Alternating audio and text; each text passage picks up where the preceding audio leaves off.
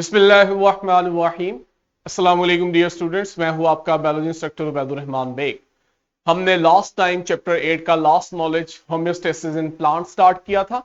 ये 3 एसएलओ हैं जिन्हें इस नॉलेज में कवर करेंगे। पहले 2 एसएलओ कल हम कवर कर चुके हैं, जहां हमने होम्योस्टेसिस को डिफाइन किया और इसकी इंपॉर्टेंस जो थी प्लांट्स के लिए वो बताई थी। ठीक है, सेकंड में हम ऑस्मोटिक एडजस्टमेंट, जो कि होम्योस्टेसिस की ही एक टाइप है, जहां पे प्लांट्स जो है वो अपनी बॉडी में वाटर स्पेशली और उसमें उसी के साथ सॉल्ट की कंसंट्रेशन मेंटेन कर रहे होते हैं, जिसे आप ऑस्मोटिक एडजस्टमेंट कहते हो, उससे एक्सप्लेन किया था। और साथ ही देखा था कि ऑस्मोटिक एडजस्टमेंट करते वक्त अपने एनवायरनमेंट के मुताबिक कितने तरह के प्लांट्स हो सकते हैं, वो हम कल पढ़ चुके हैं। आज हमने इस नॉलेज में लास्ट एसएलओ जो है, डिस्क्राइब द मैकेनिज्म और अडॉप्टेशंस इन प्लांट्स फॉर एक्सक्रीशन, ये कवर करना है। यानी कि प्लांट्स में किस किस तरह से एक्सक्रीशन होती है। होम्योस्टेसिस क्या था? होम्योस्टेसिस हमने कहा था कोई भी सेल्फ रेगुलेटरी प्रोसेस जिसमें लिविंग ऑर्गेनिज्म अपने इंटरनल एनवायरनमेंट को मेंटेन करे किसी भी प्रोसेस से। जैसे ऑस्मोटिक रेगुलेशन है, ये एक ऐसा प्रोसेस है जिसमें हम देखते हैं कि लिविंग ऑर्गेनिजम्स अपने अंदर पानी की कंसंट्रेशन मेंटेन करते हैं। आज हम दूसरा प्रोसेस जो पढ़ेंगे वो है एक्सक्रीशन का। यह भी एक होम्योस्टेटिक प्रोसेस है। इसमें लिविंग ऑर्गेनिज्म अपनी बॉडी से वेस्ट रिमूव करते हैं। अगर ये वेस्ट रिमूव ना करें और ये वेस्ट इनकी बॉडी में एक्यूमुलेट होना शुरू हो जाए तो ये टॉक्सिक इन नेचर होता है, ये इनको नुकसान दे सकता है। तो हम देखेंगे कि अपनी बॉडी से वेस्ट रिमूव करने के लिए प्लांट्स के अंदर क्या मैकेनिज्म्स हैं या क्या एडॉप्टेशंस हैं। चलें जी, कहते हैं एक्सक्रीशन एक बायोलॉजिकल प्रोसेस है, यानी कि आप देखते हो कि हर लिविंग ऑर्गेनिज्म में यह प्रोसेस हो रहा होता है। इस प्रोसेस में क्या किया जाता है? ऑर्गेनिजम्स एलिमिनेट करते हैं वेस्ट प्रोडक्ट्स को और टॉक्सिक सब्सटेंसेस को फ्रॉम देयर बॉडी। अपनी बॉडी से जो वेस्ट और टॉक्सिक मटेरियल रिमूव किया जा रहा होता है, इसका पर्पस होता है कि वो खुद में होम्योस्टेसिस बरकरार रख सके। होम्योस्टेसिस से मुराद अपनी बॉडी के इंटरनल एनवायरनमेंट को मेंटेन कर सके, ताकि उनकी बॉडी के सेल्स नॉर्मल फंक्शन जो है वो कंटिन्यू करें, ठीक, और खुद को डैमेज होने से बचाएं। टिश्यूज और सेल्स जो हैं वो इन टॉक्सिक्स की मौजूदगी में डैमेज होते हैं, तो टॉक्सिन्स को रिमूव करके अपनी बॉडी के सेल्स और टिश्यूज को प्रोटेक्ट किया जाता है। कहते हैं ये फंडामेंटल प्रोसेस है, यानी ये उन चंद प्रोसेसेस में से है जो तमाम लिविंग ऑर्गेनिज्म में होते हैं, चाहे वो सिंगल सेल बैक्टीरिया ही क्यों ना हो। तो ये इसकी इफादियत है, अहमियत है। कहते हैं प्लांट्स जो हैं ये भी बाकी ऑर्गेनिजम्स की तरह वेस्ट प्रोड्यूस करते हैं मेटाबॉलिक एक्टिविटीज के दौरान, यानी केमिकल रिएक्शंस के दौरान। ये जो वेस्ट है इन्हें फिर प्लांट से रिमूव करना पड़ता है ताकि उनकी हेल्थ और सर्वाइवल कंप्रोमाइज ना हो। जनरली हम देखते हैं कि प्लांट्स जो वेस्ट रिलीज कर रहे होते हैं वो असल में इनका मेटाबॉलिक बाई प्रोडक्ट होते हैं। इस बात को समझते हो? बाई प्रोडक्ट कहते हैं कि आपका वो मेन प्रोडक्ट नहीं है, आपने रिएक्शन उसको हासिल करने के लिए नहीं किया, वो एक साइड प्रोडक्ट के तौर पे बना है, लेकिन चूंकि आपको उसकी जरूरत नहीं है तो वो आपका वेस्ट है। जैसे अभी हम आगे एग्जांपल में देखेंगे, फोटोसिंथेसिस के दौरान ऑक्सीजन बन रही है, लेकिन आप फोटोसिंथेसिस ऑक्सीजन के लिए तो नहीं करवा रहे हो, आप तो उसको ग्लूकोज या शुगर बनाने के लिए कर रहे हो। तो अब ऑक्सीजन चाहे अच्छी चीज है, लेकिन चूंकि बाई प्रोडक्ट है तो वो वेस्ट हो गया। तो हम अक्सर देखते हैं कि प्लांट में जो वेस्ट है वो किसी मेटाबॉलिक रिएक्शन का बाई प्रोडक्ट है। कौन कौन से वेस्ट हैं, जरा इनकी हम एग्जांपल देखते हैं। फर्स्ट हमारे पास ऑक्सीजन की बात हो रही है। ऑक्सीजन हमारे पास, जब आप फोटोसिंथेसिस की बात करोगे तो हम इसे वेस्ट प्रोडक्ट कहेंगे। इसलिए हम देखते हैं कि प्लांट्स जो हैं वो अपने स्टोमेटा के थ्रू इस वेस्ट प्रोडक्ट को रिलीज करते हैं, ना कि उसे अपने पास स्टोर करते हैं। अब ग्लूकोज भी तो एक्स्ट्रा बनती है ना, लेकिन वो जो ग्लूकोज एक्स्ट्रा बन रही है वो वेस्ट नहीं है, उसे प्लांट स्टोर कर लेते हैं आने वाले वक्त के लिए। लेकिन ऑक्सीजन एक बाई प्रोडक्ट होता है, ये वेस्ट होता है, इसलिए इसको रिमूव किया जाता है। कार्बन डाइऑक्साइड ये भी वेस्ट प्रोडक्ट बन सकती है तब जब आप रेस्पिरेशन को पढ़ रहे हो, तो आप देखोगे कि रेस्पिरेशन के दौरान जो कार्बन डाइऑक्साइड रिलीज हुई जितनी उन्हें प्लांट को चाहिए फोटोसिंथेसिस के लिए उतनी कार्बन डाइऑक्साइड रखेंगे, बाकी की वेस्ट है उसे रिमूव कर देंगे।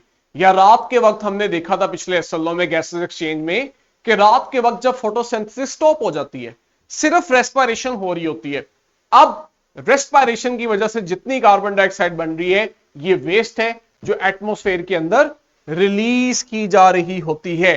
तो हमारा वेस्ट क्या है, डिपेंड करता है हम किस कंटेक्स्ट में पढ़ रहे हैं। वाटर लो, जिसके बगैर हम कहते हैं लाइफ मुमकिन ही नहीं, कहते हैं वाटर जो है ये अगर आपने गौर से देखा हो फोटोसिंथेसिस और रेस्पिरेशन की प्रोसेस को, तो ये दोनों में एज ए बाई प्रोडक्ट बनता है, तो ये वहां वेस्ट है। हां, हमने देखा था कि पानी जो है इसको टर्गर प्रेशर मेंटेन करने के लिए भी यूज किया जाता है। टर्गर प्रेशर के दौरान आप देखते हो कि पौधा मुरझाता नहीं है, उसके सेल्स और टिश्यूज प्रॉपर शेप में रहते हैं, लेकिन उसके बावजूद जो पानी नहीं चाहिए वो वेस्ट है। तो पानी भी आपके पास वेस्ट होता है, जिसे हमने पढ़ा था कि ट्रांसपायरेशन के दौरान प्लांट अपनी बॉडी से रिमूव कर रहे होते हैं। रूट्स ने पानी एब्जॉर्ब किया, कोहेरेंट टेंशन थ्योरी हमें मैकेनिज्म बताती है जिस मैकेनिज्म के थ्रू ये पानी जाता है ऊपर लीफ तक। अब वहां फोटोसिंथेसिस में जो पानी यूज होना है वो यूज होगा, जो सेल ने अपने टर्जिडिटी के लिए यूज करना है उतना वो एब्जॉर्ब कर लेगा, बाकी का पानी वेस्ट है। इस वेस्ट को फिर प्लांट स्टोमेटा के थ्रू ट्रांसपायरेशन प्रोसेस से रिलीज करवा देंगे। वेरी इंपॉर्टेंट, कहते हैं इनके साथ साथ हम देखते हैं कि प्लांट्स में मल्टीपल इनऑर्गेनिक और ऑर्गेनिक नेचर के भी वेस्ट प्रोडक्ट्स होते हैं। यहां हम नाम नहीं ले रहे क्योंकि वो आएगा ग्रेड 11 फर्स्ट ईयर में, आप इन चीजों को ज्यादा डिटेल पढ़ोगे कि कौन कौन से हमारे पास मल्टीपल ऑर्गेनिक इनऑर्गेनिक वेस्ट हो सकते हैं। अब ये जो वेस्ट है, प्लांट इनसे छुटकारा कैसे पाते हैं, उसके लिए क्या स्ट्रेटजीज हैं, किन अपने ऑर्गन्स और स्ट्रक्चर्स को यूज किया जाता है, हमने ये पढ़ना है। अच्छा, अब यहां आपने एक चीज गौर करनी है, वर्ड यूज हुआ कि प्लांट्स इस वेस्ट को कहां स्टोर कर रहे हैं। तो आप कहोगे ये क्या बात हुई, हम तो कह रहे हैं वेस्ट बॉडी से रिमूव होना चाहिए, ये उल्टा उसे स्टोर कर रहे हैं। तो प्लांट जो है उनमें एक्सक्रीशन का प्रोसेस एनिमल्स की तरह नहीं होता। हमारे पास प्रॉपर एक्सक्रीटरी सिस्टम है जो मुसलसल सिर्फ यही काम कर रहा है कि वो बॉडी से वेस्ट रिमूव करे। प्लांट में इस तरह का कोई स्पेशल अलग से सिस्टम नहीं है। तो फिर हम देखते हैं कि बाज वेस्ट प्रोडक्ट्स ऐसे होते हैं जिन्हें प्लांट बॉडी फौरन रिमूव नहीं करती, बल्कि उन्हें जमा करना शुरू कर देती है। जब एक हद से ज्यादा वो स्टोर हो जाते हैं फिर उन्हें रिमूव किया जाता है। या इवन अभी हम देखेंगे बाज़ ऐसा भी होता है कि उन्हें मुस्तकिल तौर पे ही अपने किसी स्ट्रक्चर में स्टोर कर दिया जाता है। अब वो स्ट्रक्चर जिसमें ये वेस्ट स्टोर हो रहा है, हम देखते हैं आहिस्ता आहिस्ता उससे काम लेना ही बंद कर दिया जाता है। ठीक है, तो ये प्लांट के अंदर एक अलग थोड़ा मेथड है। तो अगर हम ये कह रहे हैं कि प्लांट अपने किन स्ट्रक्चर्स में वेस्ट स्टोर कर रहे हैं, तो ये वेस्ट को स्टोर करना इनके लिए एक तरह की एक्सक्रीशन ही है कि सेल के नॉर्मल फंक्शन को डिस्टर्ब नहीं होने देना और उस वेस्ट को कहीं ऐसी जगह पे डिपॉजिट कर देना है कि प्लांट की बॉडी हेल्दी रहे। तो इसका मतलब यही है कि उनमें वो वेस्ट एलिमिनेट हो रहा है।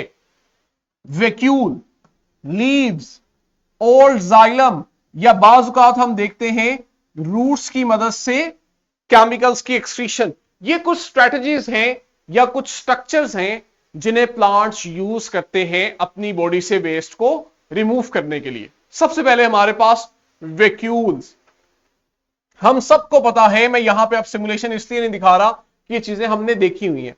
प्लांट सेल में जो मेजर पार्ट होता है सेल का, वो हम देखते हैं कि सेंटर के अंदर एक बड़े से वैक्यूल ने कवर किया होता है और बाकी के जो स्ट्रक्चर्स हैं वो सेल के मार्जिन्स की तरफ होते हैं। ये जो लार्ज सेंट्रल वैक्यूल होता है, ये लार्ज ही इसलिए होता है कि ये प्लांट सेल के अंदर स्टोरेज स्पेस के तौर पे एक्ट करता है। प्लांट ने अगर कोई यूजफुल प्रोडक्ट, एक्स्ट्रा वाटर या इवन टॉक्सिक वेस्ट भी स्टोर करना है तो वो इस वैक्यूल के अंदर स्टोर कर लेता है। अब देखो बाकी की एक्टिविटी हो रही है यहां, वैक्यूल से बाहर जो साइटोप्लाज्म है और ऑर्गेनल्स हैं, सेल की नॉर्मल एक्टिविटीज यहां हो रही है, ये नहीं डिस्टर्ब होनी चाहिए। तो फिर प्लांट सेल क्या करता है कि वो टॉक्सिक मटेरियल्स को अपने वैक्यूल में डिपॉजिट करना शुरू कर देता है। अब जब वो टॉक्सिक मटेरियल साइटोप्लाज्म को छोड़ के वैक्यूल में आ गया तो इसका मतलब है कि सेल जो है वो टॉक्सिक से फ्री हो गया है। तो ये इनके अंदर एक स्ट्रेटजी है जहां पे वैक्यूल को यूज किया जाता है to store beneficial compound as well as waste substances.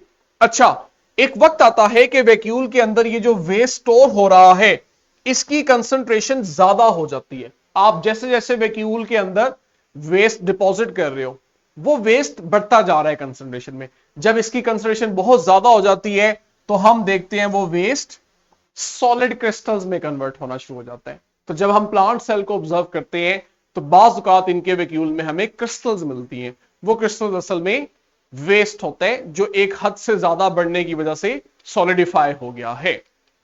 ठीक है, सेकेंड स्ट्रक्चर जो प्लांट यूज करते हैं वेरी इंपॉर्टेंट, लीव्स।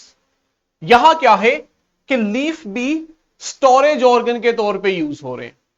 ठीक है, और वेस्ट को स्टोर किया जाना है इनमें। अब ऑटम का सीजन आता है, हम सबको बड़ा पसंद है, हमें वो बड़ा फैसिनेट करता है कि कलरफुल लीव्स होते हैं पत्तों के। ठीक है, प्लांट के जो पत्ते हैं वो कलरफुल हो जाते हैं और ऑटम के अंदर खिजा में हम देखते हैं जब वो नीचे गिरते हैं तो वो हमें मंजर बड़ा खूबसूरत लग रहा होता है। लेकिन अगर आप प्लांट के पर्सपेक्टिव से देखो तो वो जान छुड़ा रहा होता है कि मेरे पास अब ये एक ऐसा सीजन आया है जिसमें मैंने अपनी पूरी बॉडी से वेस्ट रिमूव करना है और वो सारे पत्ते झड़ देते हैं। जी भी हाँ।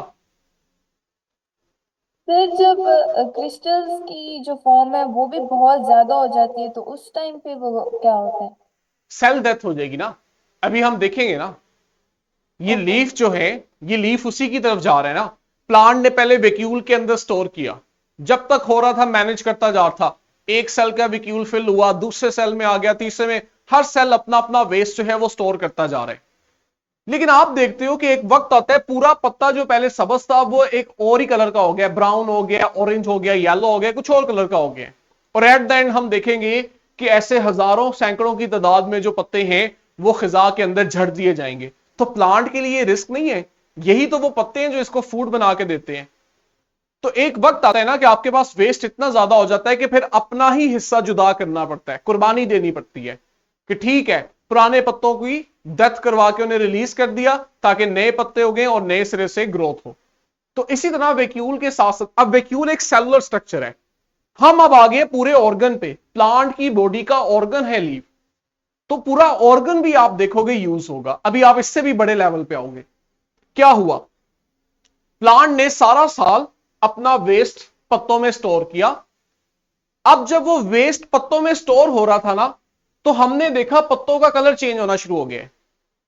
अब जो जनरली अगर आप बायो के स्टूडेंट हो ना तो आप कहोगे वेट, मुझे पता है कि इनके पास जो ग्रीन कलर है ये तो असल में क्लोरोप्लास्ट और क्लोरोप्लास्ट के अंदर मौजूद क्लोरोफिल की वजह से होता है।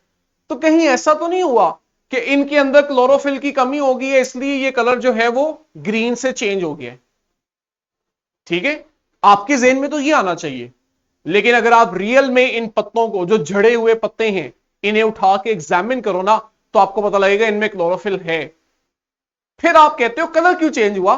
कलर इसलिए चेंज हुआ कि इन पत्तों के अंदर सारा साल वेस्ट स्टोर हो रहा था और जब वेस्ट स्टोर हो रहा था ना तो इनमें बहुत सारे पिगमेंट्स भी स्टोर हो रहे थे। अब पिगमेंट्स का तो कलर होता है, ये पिगमेंट भी वेस्ट ही थे। ऐसा नहीं है कि ये कोई फोटोसिंथेटिक पिगमेंट है, ये कलरफुल वेस्ट पिगमेंट्स थे। जहां बाकी वेस्ट स्टोर हो रहा था वहीं ये पिगमेंट भी एज ए वेस्ट स्टोर होते जा रहे थे और जैसे जैसे टाइम बढ़ रहा था हम देख रहे थे ये पत्ते कलरफुल हो रहे थे। अब ये जो आपके पास वेस्ट है ना ये असल में टॉक्सिक कंपाउंड्स है जिनमें आपके पास फोटोसिंथेटिक पिगमेंट्स भी हो सकते हैं और बहुत सारे हैवी मेटल्स भी हो सकते हैं जो कि असल में नॉर्मल सेल के लिए टॉक्सिक होते हैं।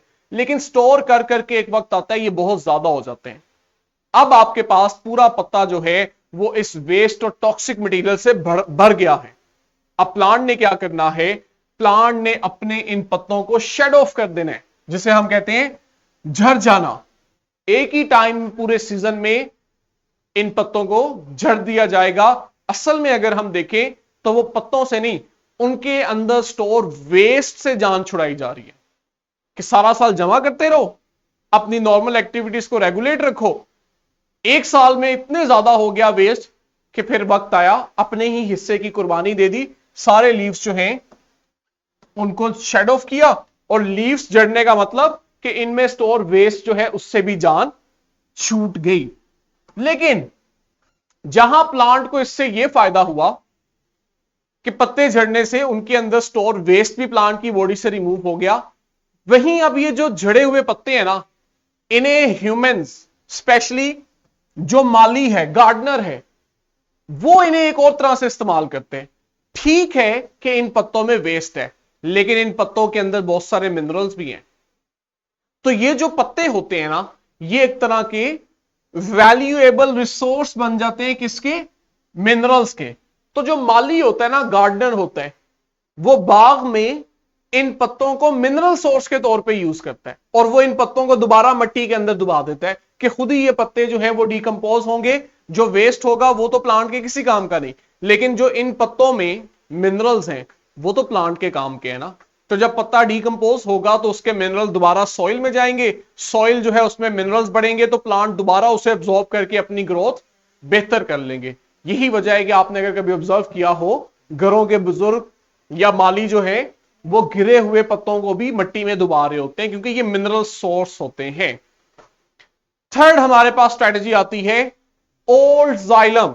ओल्ड जाइलम से मुराद है, असल में इसके पीछे की अगर हम लॉजिक देखें, हर साल ना प्लांट के अंदर नई जाइलम बनती है। अब जो नई जाइलम बन रही है, इसका काम भी वही है जो ओल्ड जाइलम का है, यानी वाटर और उसके अंदर डिसॉल्व मिनरल्स को ट्रांसपोर्ट करना। लेकिन वक्त के साथ साथ प्लांट जो है उसमें वेस्ट भी बन रहे। अब कुछ वेस्ट सेल में, पत्तों में जा रहा है, लेकिन बास प्लांट्स ऐसे होते हैं जो साइज में भी बड़े होते हैं और उनकी एज भी ज्यादा होती है, और इसी लिहाज से उनमें वेस्ट भी बहुत ज्यादा बनते हैं। वो फिर क्या करते हैं कि वो एक तीसरी स्ट्रेटेजी अपनाते हैं कि वैक्यूल में, लीव्स में भी वेस्ट स्टोर करने से अभी भी गुजारा नहीं हो रहा। वो फिर क्या करते हैं, अपने स्टेम में मौजूद ये जो ओल्ड जाइलम है, इसके अंदर वेस्ट स्टोर करना शुरू कर देते हैं। क्यों? नई जाइलम तो बन ही रही है ना, वो जो नई जाइलम है पानी की ट्रांसपोर्ट इससे करवाते रहेंगे। ओल्ड जाइलम जो स्टेम के सेंटर में कहीं मौजूद है, इसके अंदर अब हम वेस्ट स्टोर करते हैं। ये भी हमारे लिए एक वेस्ट स्टोरेज स्पेस के तौर पे काम होगी। अपना वेस्ट जो है उससे जान छुड़ाने का एक तरीका ये भी है। तो बहुत सारे वेस्ट केमिकल्स जो हैं वो स्टेम की जो ब्रांचेस हैं, तने हैं, ट्रंक्स हैं, उनकी ओल्ड जाइलम में स्टोर कर दिया जाता है। ये जो ओल्ड जाइलम होती है ना, इसको प्लांट पानी की ट्रांसपोर्ट के लिए मजीद इस्तेमाल में नहीं ला रहा होता, इसलिए इनके अंदर वेस्ट डिपॉजिट करने से प्लांट की हेल्थ पे कोई फर्क नहीं पड़ता। लेकिन एक बड़ी इंटरेस्टिंग बात है, अब देखो ये अल्लाह ताला का निजाम है। प्लांट अपना वेस्ट स्टोर कर रहा है, वो वेस्ट ऑर्गेनिक भी है, इनऑर्गेनिक भी है। और आप देखते हो कि बास प्लांट ऐसे होते हैं कि उनकी जो वुड है, जो स्टेम है, उसको जब आप काटते हो ना, तो वो बिल्कुल सेंटर से ना बहुत डार्क ब्लैक कलर की नजर आती है। ठीक है, कुछ प्लांट्स जो हैं जब हम उन्हें काट के देखते हैं क्रॉस सेक्शन में, तो हमें नजर आता है कि इनका जो तना है ना, वो अंदर सेंटर से बहुत डार्क ब्राउन या डार्क ब्लैक कलर का हो गया। अब असल में हुआ पता है क्या होता है, ये जो डार्क ब्लैक या ब्राउन हिस्सा आपको नजर आ रहा होता है ना, ये असल में वो हिस्सा होता है जहां पे केमिकल वेस्ट स्टोर किया होता है। उस केमिकल वेस्ट की वजह से इसका कलर डार्क हो जाता है। अब प्लांट क्या कर रहा है, वेस्ट डिपॉजिट करके छुटकारा कर रहा है। लेकिन अल्लाह ताला की कुदरत इसमें यह है कि इंसान को यह लकड़ी बड़ी अट्रैक्ट करती है, क्योंकि इसमें वेस्ट डिपॉजिट होने से ना, ये जो वुड होती है ये जल्दी गलती सड़ती नहीं है, इस पे कीड़े नहीं जल्दी लगते, ये पेस्ट रेजिस्टेंट हो जाती है, इंसेक्ट रेजिस्टेंट हो जाती है, जिसकी वजह से इसकी लाइफ लाइन बढ़ जाती है। तो इंसान उल्टा इस लकड़ी को ज्यादा पसंद करता है। ये जो आपके पास ब्लैक वुड आती है ना, जो कि असल में वेस्ट स्टोरेज की वजह से है, इसके लिए हम वर्ड यूज करते हैं इबोनी। तो इबोनी की टर्म है जो मैं आपको समझाना चाह रहा था, जिसके लिए सारी स्टोरी सुनाई है कि बच्चों को बाज़ औक़ात किताब में ये लफ्ज नहीं समझ आता इबोनी क्या। तो इबोनी ट्री असल में वो प्लांट है जिसकी ओल्ड जाइलम के अंदर प्लांट ने वेस्ट स्टोर कर करके उसे ब्लैक कलर का बना दिए। और इस ब्लैक कलर ने क्या किया और इस वेस्ट ने क्या किया, उसने इस प्लांट की वुड की ड्यूरेबिलिटी बढ़ा दी है। अब ह्यूमंस जो इसको अपने इस्तेमाल में लाना चाहते हैं फर्नीचर के लिए, वो इसकी तरफ बड़ा अट्रैक्ट होते हैं। ठीक, तो ये भी आपके पास एक मेथड। लास्ट मेथड जो हम पढ़ेंगे वो है केमिकल सिक्रीशंस। अच्छा, बास प्लांट पता है क्या करते हैं, वैक्यूल में भी वेस्ट स्टोर, लीफ में भी स्टोर कर लिया, जरूरत पड़ने पे स्टेम के अंदर ओल्ड जाइलम में भी कर लिया।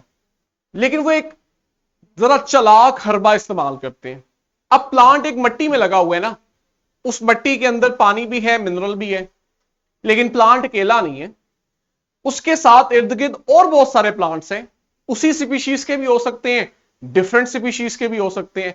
अब इन प्लांट्स में आपस में कंपटीशन है, जगह का भी कंपटीशन है, जगह तो उतनी रहेगी, आप प्लांट बढ़ाओगे तो जगह बढ़ तो नहीं जाएगी। दूसरा, अब उस जगह के अंदर जो मिनरल्स और वाटर है वो तो फिक्स है, ये तो नहीं होगा प्लांट बढ़ने से पानी और मिनरल्स खुद ब खुद मट्टी में ज्यादा हो जाएंगे।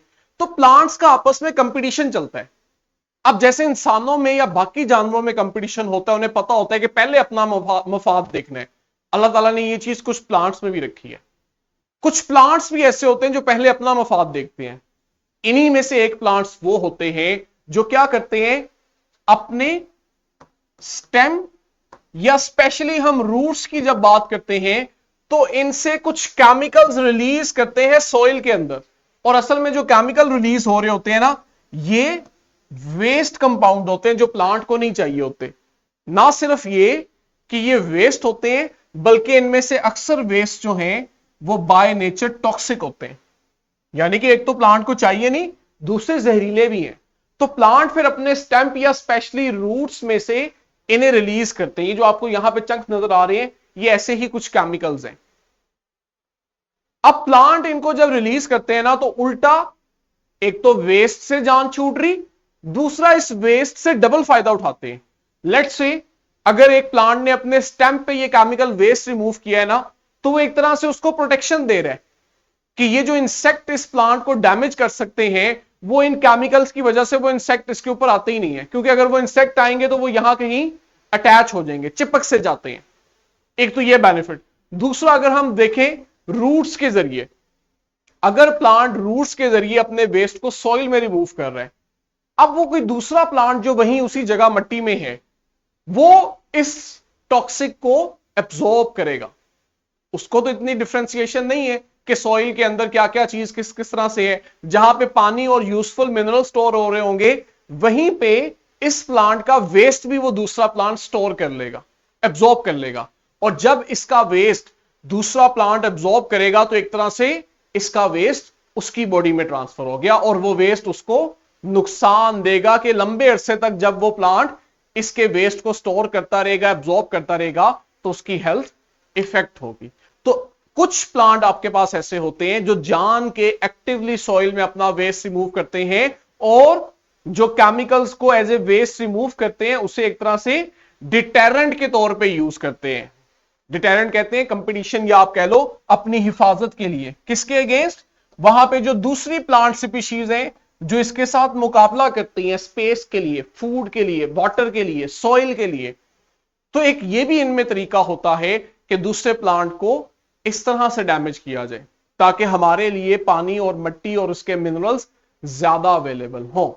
तो ये कुछ मेथड्स हैं जो प्लांट्स यूज करते हैं एक्सक्रीशन के लिए। ठीक है, चाहे वो डायरेक्ट रिलीज कर रहे हैं जैसे हमने गैसेस को देखा, या चूंकि उनमें एडवांस कोई एक्सक्रीटरी सिस्टम नहीं है, तो वो अपने कुछ प्लांट स्ट्रक्चर्स या ऑर्गन्स के अंदर इस वेस्ट को स्टोर करके अपने नॉर्मल सेल्स को, फंक्शंस को मेंटेन रखते हैं। तब भी हम कहते हैं कि वो वेस्ट को एलिमिनेट कर रहे होते हैं। आई होप कि लास्ट एसएलओ जिसमें एक्सक्रीशन के मैकेनिज्म या अडॉप्टेशन की बात की गई है और हमें एक्शन वर्ब यूज हुआ है कि हमने इसे डिस्क्राइब करना है, यह आपको अच्छे से क्लियर होगा। अब ये जो टॉपिक है इसकी सिग्निफिकेंस इसलिए ज्यादा है कि यहां जो हमने दो होम्योस्टेसिस के प्रोसेस बताए हैं, ऑस्मोटिक एडजस्टमेंट और एक्सक्रीशन, ये दोनों अपने अंदर पूरा एक लॉन्ग क्वेश्चन है। तो लॉन्ग क्वेश्चन का मतलब है इस टॉपिक से शॉर्ट और एमसीक्यूज भी आएंगे, इसलिए इस टॉपिक की इफादियत एग्जाम पर्सपेक्टिव से ज्यादा हो जाती है। ठीक, मैं आपको एडवाइस करूंगा कि स्टार्ट के अंदर जब आप इस टॉपिक को स्टार्ट करने लगे तो एक नजर जरा सा आप कैंटब की बुक चैप्टर 2 कैंटब बायो से चैप्टर 2 के एंड पे जहां होम्योस्टेसिस है ह्यूमन के पर्सपेक्टिव में, वहां से एटलीस्ट होम्योस्टेसिस के शुरू के इंट्रोडक्टरी पैराग्राफ्स पढ़ लें, फिर उसके बाद आप आए और यहां प्लांट के अंदर होम्योस्टेसिस को पढ़ें। आई होप ऐसा तो आपको क्लियर रहा होगा, नॉलेज क्लियर रहा होगा। चैप्टर हमारा यहां पे कंप्लीट है। आपके पास वीडियो डिस्क्रिप्शन में इसकी वर्कशीट क्वेश्चन बैंक है, उसे प्रैक्टिस करें। इंशाल्लाह नेक्स्ट स्लाइड में चैप्टर 9 के साथ आगाज करेंगे। तब तक के लिए बच्चों अल्लाह हाफिज।